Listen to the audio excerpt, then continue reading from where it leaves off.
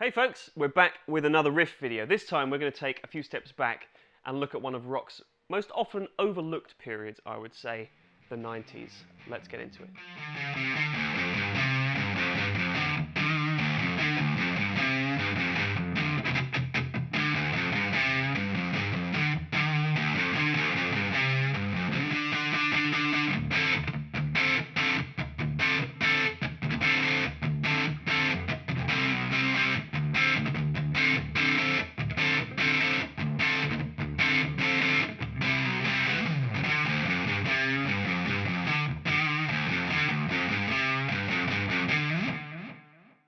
Right, hey ladies and gents, Jack here from Peachy Guitars. I hope you're all doing very, very well, and welcome back to another riffs video. You guys seem to like these. We like doing them. It's a lot of fun, and it's just a little bit more interesting sometimes to show gear to you in this kind of format. Rather than me just talking about stuff, I want to just show you what it can do with a little bit of dialing in and a bit of appropriation as well sometimes. So it seems that we've actually received quite a lot of stock recently that all has its roots in the music of the 90s. Most notably, the thing you're going to see most in this video is the new MXR Power 50, which is the Tom Morello signature drive pedal.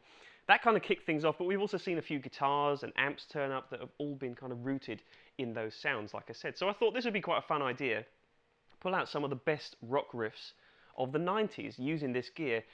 It wasn't as easy as it may seem because the 90s was a really diverse period for guitar music in general. It took a hell of a beating when grunge came around, but slowly built back up, and kind of people got a new appreciation for guitar music in a different style than the outgoing styles of the 80s and so on. So it's quite interesting, quite a lot of variety as well.